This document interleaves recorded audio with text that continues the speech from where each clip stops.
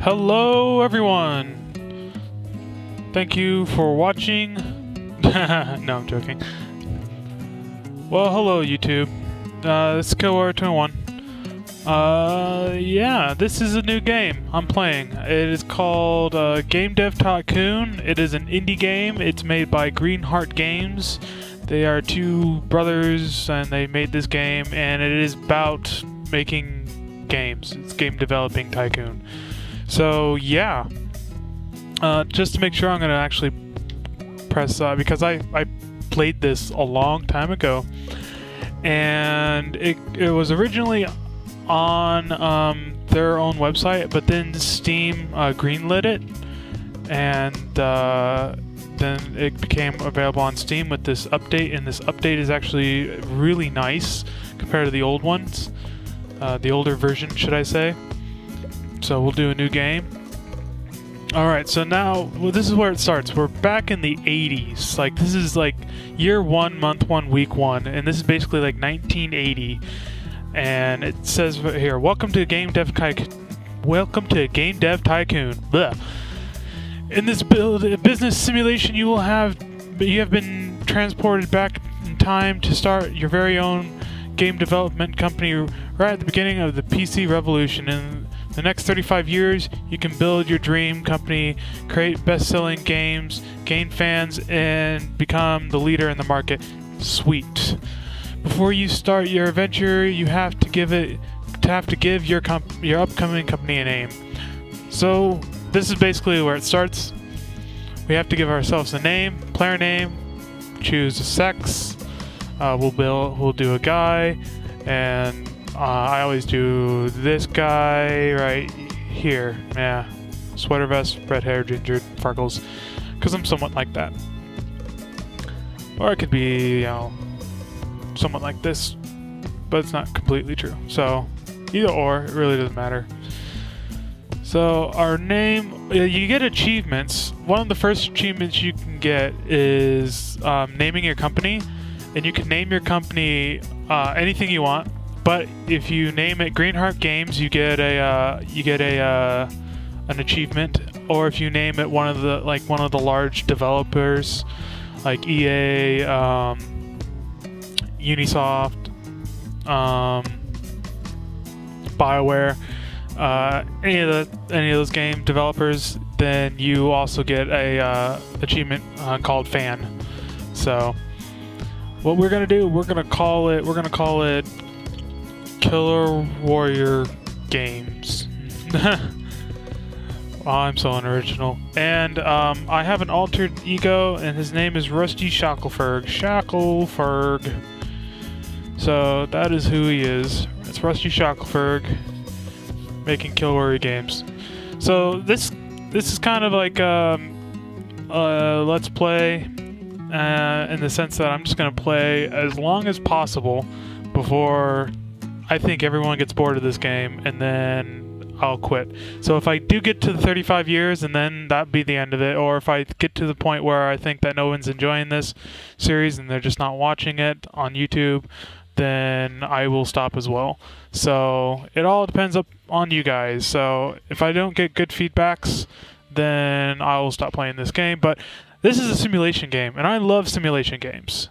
So, and this game is really interesting because it goes all the way back in time to like the beginning of like computer games and console games and all that fun stuff. So I really enjoy this game. I've played it like all the way through a couple times, but it has been updated. Like, I think they tweaked it a little bit since like its initial release, and I've played it around its initial release, which was like a couple months ago. So I can give you little tips and tricks and all that fun stuff, but we'll see here.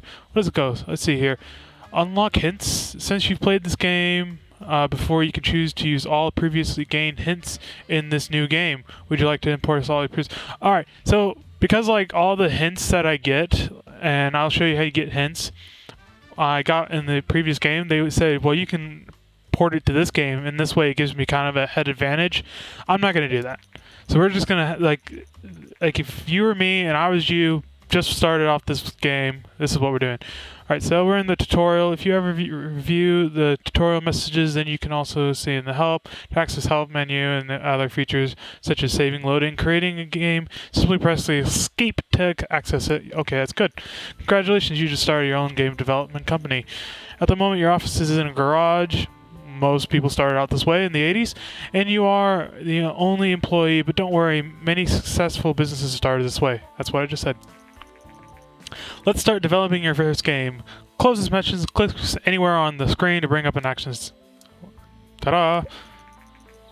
Alright, before we can develop it, we need to decide what kind of game to create and give it a game a name. So let's select the graphics technology and all that fun stuff. Your options are initially limited, but once you have a bit of experience, you'll be able to unlock new options. Good. So, first thing we need to do is not pick a game name because I don't know what I'm going to do. First thing we need to do is look at this because we got 4 topics we can do with. So we got romance, time travel, dungeon, and business. I'll do a dungeon game. A dungeon action. Alright, so here's important. So you gain money through the sale of your game, and your game is going to sell X amount of copies depending on how famous you are, and that your fame is completely dependent on your fan base. So right now I have no fans, so I'm not going to do like crazy amounts of sales just because I'm like brand new company. But the more market shares you have on the platform you're going to develop on, the easier it is to sell more copies regardless of if you have the fans or not. So if I did on the G64, I would have the highest market share than if I did it on the PC. Now, the development cost is $20K. That's a lot. So PC is the way to go, especially in this earlier version. Sorry, I'm trying not to hiccup, and I'm almost doing it. You know what's funny? This looks like the Apple computer. Was the Apple Lisa? I think it was called. Looks kind of like that.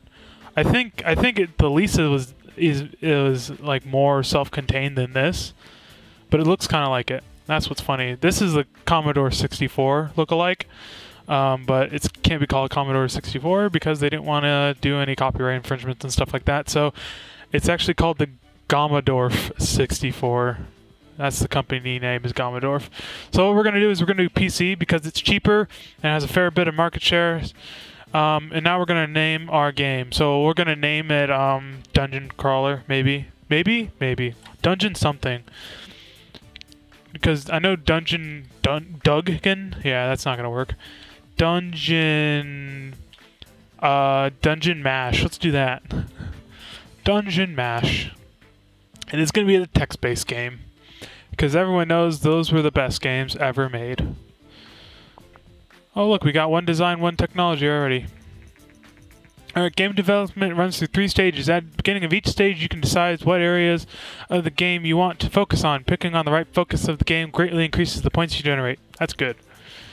Think about what areas are important for your game and decrease the focus of areas you think are less important. If you want to read a brief description of different areas, please refer to the help menu.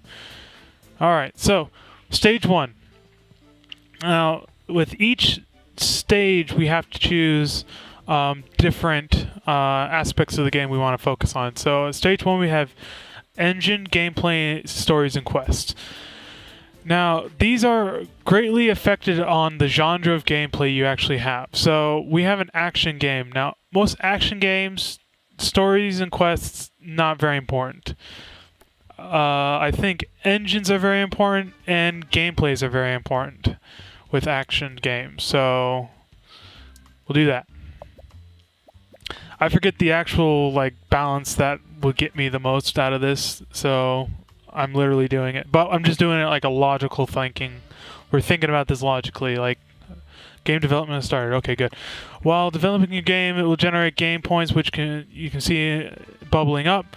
Game points are divided into design points and tech points. The more points you generate, the better game will be. Good. From time to time there will also be bug points. Bug points. These points become less likely once you gain experience. Bugs should be fixed before the game is released and increases development time and cost. Yes, we know. Well, I know. You guys don't know because you're watching this. So unless you own this game, in which case, why are you watching me? Alright, so now we have development stage 2. So we have dialogues, level design, and artificial intelligence. Okay, so once again, we have an action game. Action game, well, it's text-based, so really dialogue is everything, but most action games, dialogue is complete crap, so no one cares. Artificial intelligence is pretty high. Level design, level design's probably okay where it's at. Because sometimes you can have pretty linear levels, and you just want your artificial intelligence to be smart enough to attack the player, or maybe not. And as you can see, our time allocation is preview is right here, so this is just gives you an idea of what areas are going to be spent on in developing. So let's go. Alrighty, so we got 2 bugs now. Good job for making 2 bugs, Rusty. Alright, during the development you can also select features for your game. Right now you can only pick basic sounds, but your options will increase quickly. Selecting additional features makes the game generally better, but also increases the cost. Okay. You can also see the graphics type you selected when you define the game. I gotta breathe. This is just to remind you of your choice. You cannot change the type of graphics mid-game. All right, so it's like in real life when it's like they have graphics. All right, this isn't completely accurate because graphics is like one of the things they do very early on in the game.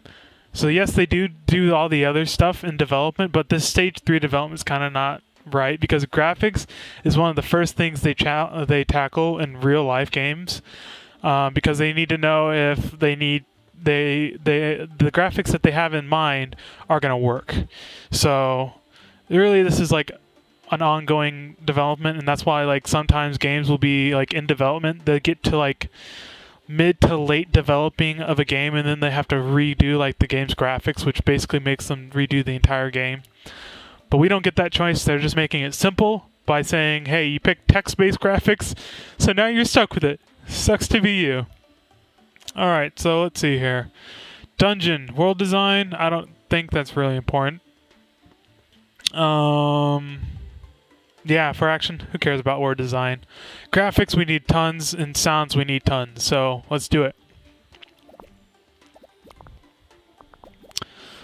Alright, so let's polish this turd now. Let's see, the development of your first game is now complete. You can press the finish button to publish your game, but you should only do this once you fix the majority of the bugs. So when I say let's polish this turd, I say that for all my games. So, and the reason why I say that is because all the games that you make are basically crap until you sell. Until you start selling, because you haven't done anything, so your game's not really worth anything. So let's fix these 2 bugs. So let's polish this crap, like I say. Let's see. Releasing a game without fixing the bugs can severely affect your rating, so you should only ever consider that if you need the cash and you can't afford to wait. Well, let's polish it. Come on. Oh, you suck! I can't believe you did that. You snuck in another bug. The development of your game is now finished. While developing games, you gain experience and improve your skill. When development is complete, you will be presented with a summary of your experience games. Yay, we win. And if this, and you can click to make this go very faster, or else it just goes that really slow. Alright, so if this was your very first time playing, these would actually be called like new high scores or new records or something like that. And this would be like a new combo record or something like that. Now, because I've already played this game a couple times, I've gotten much higher on both design and technology points. So yeah. As you can see, we've become a little bit more proficient in the areas that we spent time in. So if we did action games only, you can see the areas that we would increase quicker would be like gameplay, artificial intelligence, Graphics and sound would be pretty neck and neck, and those would get to level 2 quicker than the other ones. So it's good to kind of mix up your games so you kind of increase your overall levels. So yeah. And at this point, if you made a game just to make a game and waste money, just for like research points, I guess. I don't know. Whoa, cool! I didn't know I could slide across the screen. That's amazing. Oh wait, I know why. That's why. All right. So, oh, I'm so stupid. We're gonna release the game because we want to make money. All right, now your game is complete. It will be handed off to publishing. You should see reviews and sales coming in from the game soon. All right. We can develop another game, we could look at history, or we can do some research. It's always good to do research immediately after you finish your game. You'll have enough points to do something. So let's do some research. Research is important to unlock new options and make better games. You should try to save enough research points to be able to create your own game engine. This will greatly improve your games. Alright, hint. Try to develop games with different topics and genre combinations for a slight research boost. Makes sense. So we have 50 research points to make a custom game engine. Or we can spend 10 research points for a new topic. I want to see what the new topic is, and it doesn't look really promising, so... life? I don't know. We could do a game on life. Wouldn't that be fun? We'll do a text-based adventure game on life. That'd be great. Alright, so now we just gotta sit. Okay, here's the first game reviews. So it takes 1 week from releasing to get a game review. So the first reviews are in. So let's see how crappy or good we did. Alright, this is on a scale from 1 to 10, and alright, 5 fun at stages, Star Games, good job. They're focused on engine serves the game very well, informed gamer. Quirky but good game hero, that's 6. 7, enjoyable at all games. Thank you, all games. So we should actually do pretty good as far as the publishing and sales go. So because our review was so good, it was in the middle to high because of that 7. So we should have pretty good games. Sales. I don't know how to say sales. There we go. Sales. Jeez. After publishing a game, you can invest a little bit of time in analyzing your creation and generate a game report. Game reports are a great way to gain research points as well as valuable insights on what works and what doesn't work when developing a game. This is the most important add-on they did from the original Game Dev Tycoon to the Steam release. This is very important. This is what I said no to at the very beginning, to import those hints. So... Alright, so I'll do it right now. To generate a game report, close this message and click anywhere on the screen to bring up the action menu. Okay, so right here we can generate a game report. By doing this, we'll be able to figure out how well all the different developing stages do. And it just gives us like a hint system. So let's select this and do a hint system. Also gives us more research. So if you don't have anything going on, like if you're not researching, like I'm not able to research because I don't want to research anything without making my custom engine. So this is a great way to get more research points. And this also helps you in the long run.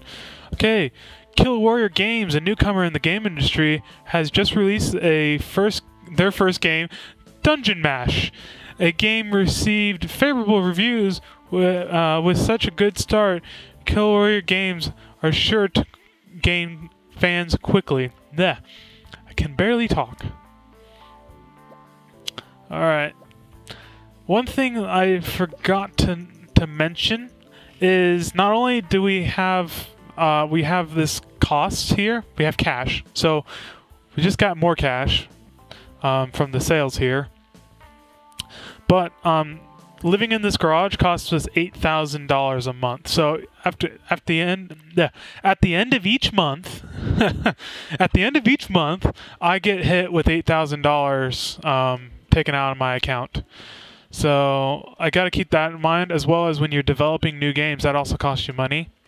So what you want to do is not get into the red, and each level And there are 3 levels of this game. You can start in your garage, then you go to a medium office, then you go to a large office. And each level, you have different thresholds. The thresholds. Excuse me. So the threshold I need to hit is 1.5 million to get from the garage to the medium office. However, I also have a negative balance threshold, and that negative balance threshold is negative $10,000 in the office area. So I can go into the red up to 10,000, but once I hit 10,000, I lose the game. So you want to keep that in mind about your money when you're making games. Also, I forgot to talk about this. This game is available on Steam, like I said, and I believe it's like $8. So for a game that allows you to make games, for $8, and this is actually, it's not like graphically like crazy or anything, but think about it, it's really cool, right? And just look at this.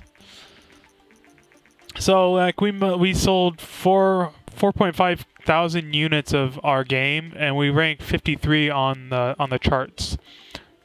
Kudos for us. Oh, and we also gained from the sales, we gained 31.9K. That's what was put in our bank account. We gained 24 fans right there. All right, so now your game is on sale. It will receive the income from the game every week. You will see how well your game is doing by looking at the sales graph in the top right of the screen. Good for us. Fans, yes. Dungeon Mash was so successful, I gotta enunciate, that we have 24 fans. Freaking A. We're awesome. Alright. Our post-release analysis of Dungeon Mash is complete, and we've got the following results. Dungeon and action is a great combination. I had a feeling about that. And gameplay seems to be quite important for this game type. Now, when they're saying for this game type, I used to remember that. Now I don't. If I remember correctly, game type they're referring to is actually the genre. But I could be wrong. It could be just for like the actual dungeon. So I'm pretty sure it's all based off of the genre gameplay for the stage developments. But I could be wrong. Heck if I remember. Alright, game points are a great way to gain more research points and new insights. It pays off to generate a report for each game you release. Now that you completed your first game report, it's a good idea to look at the research menu to open the research. Yeah. Alright. You wanna know what's cool? It's a DeLorean under this. That's amazing. Don't you think? That's awesome. Let's develop a new game. Let's do time travel. Genre. Oh, we should do an adventure time travel game. Oh yeah. We'll do it. We'll call it oh,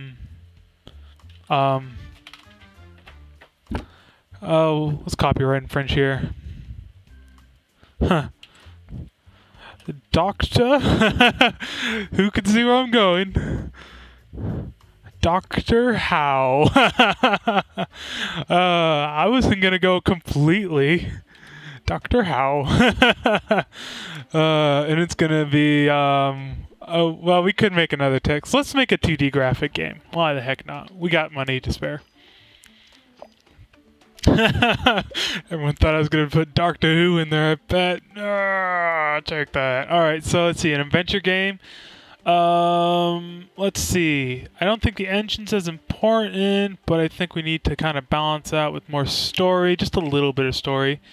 Gameplay is still the most important thing, I believe, so let's do that. Alright.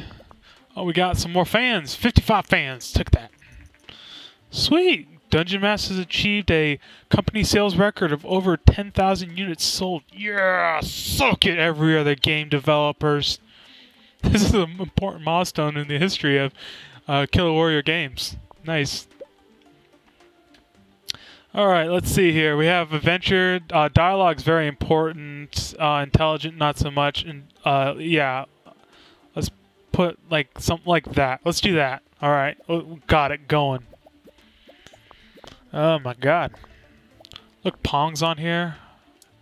I think if you actually make a game called Pong, this actually animates if I remember correctly, but we'll see. World design's very important.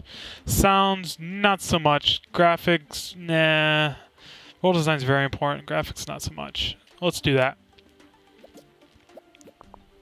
Alrighty. Blip, blip, blip, blip.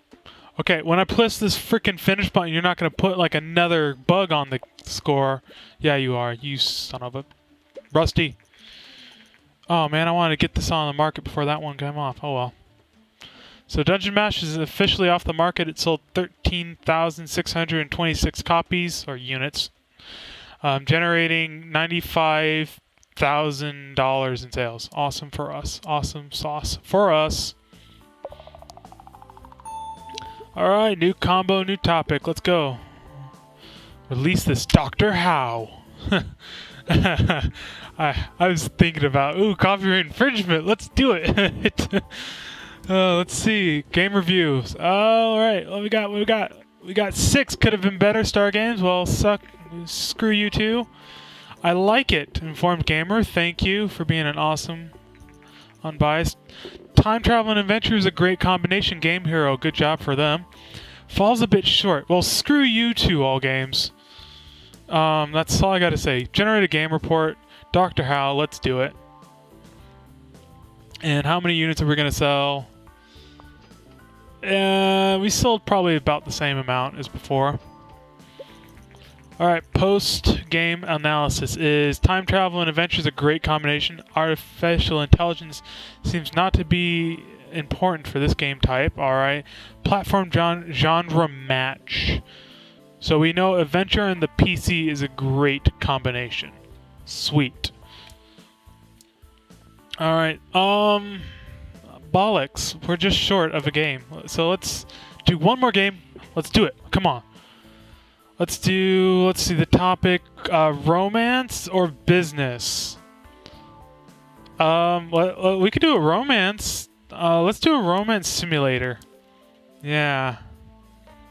Or no, let's do a business simulator. There we go. And let's call it Game Dev Tycoon. Yeah, there we go. Game Dev Tycoon. Oh, we are so awesome. I forgot to put the T. Tycoon. Oops. Tycoon. Is that how you spell it? Why am I asking you guys? You don't understand what I'm doing. Whatever. That's it. Game Dev Tycoon. Let's do this.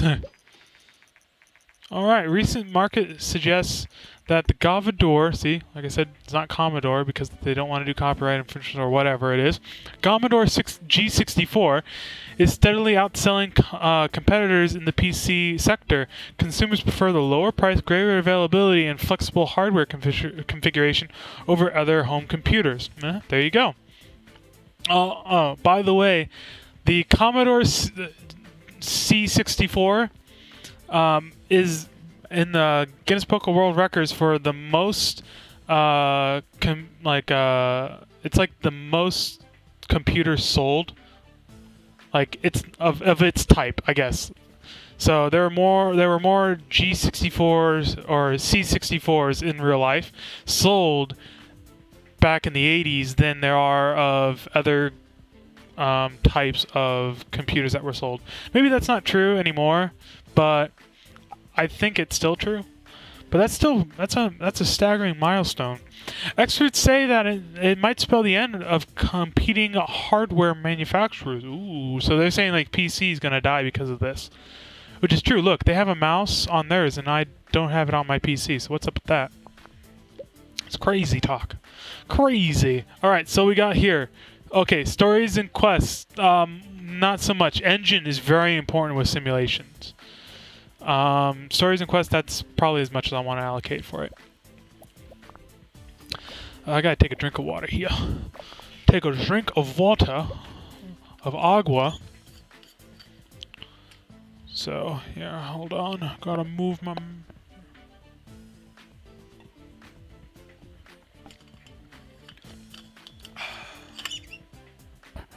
Alright. Sorry about that. It's getting a little parched. Alright, so what we got here? Let's see. Dialogues. Not important. Well, a little important. Not very. I should probably do that, but I'm not going to. Level design. Very important. Artificial intelligence. Very important. Yeah. Could you imagine simulation games just have no level design? Like, just none? They would be crap. Like, it's just all about artificial intelligence. Just be just complete crap. So, alright. So we got Game Dev Tycoon. Business sim. Let's see. World design. World design, not really. Maybe a little. Graphics very important. Sound, halfway is okay. I don't think it's very important. Alright, so let's do this little bit here. Finish! I'm not even gonna wait. That's how horrible I am. Although, 4 bugs, I could have waited just a little bit and got rid of 4 bugs, but I didn't do that. I'm such an idiot. Oh well. Oh, alright, so, wait, it hasn't done its review yet. Okay, here's game's review. Oh, those bugs, that's what did it right there. See, 4 is okay. Could have been better, those bugs. I'm guarantee it was those bugs. Quirky, has its moments, oh well. Let's generate this game report. Dr. How is off the market. We sold 9.4 thousand units, generating almost $66,000 in sales. According to rumors, the Japanese company Nintendo, I see what you did there, Nintendo, funny, is planning to launch its very own home gaming console. Nintendo is known for the widely successful arcade game Dinky King. Dinky King. I like what you did there. You guys are funny. Come on, click. There we go. Many industry experts doubt the home gaming consoles will take off, but we are eager to see what Nintendo will deliver. I will try my hardest not to say Nintendo when I'm reading their name. Alright, hi there. I just finished Game Dev Tycoon and I'm impressed with your talents. Oh, by your talents. I'm in the contracting business and we could use skills like yours. If you're ever short on cash, just let me know and I'll see if I can get you some work. Jason. Well, thank you, Jason. Contracts have now been unlocked. To see available contracts, close this message and then click anywhere to bring the screen up. Alright, I'm okay with that. I'm okay with that. I'm doing good. Thank you very much. Alright, so what we got here? We got our post-release analysis on the Game Dev Tycoon. Business simulation is a great combination. We should do that over again. Stories and quests seems not to be very important for this type of game. Alright, well, let's see. Platform genre match. Simulation PC is great. I think everything does great on PC, but I'm not sure. I could be wrong. Alright, I'm going to do this one bit of research. I'll sign off. We'll sign out because we are making so much freaking money. Look at all this money we're making. If this was as easy as making games in real life, I just do sliders and stuff. I would do games in real life and I could get a lot of money. But guess what? This is oversimplification right here.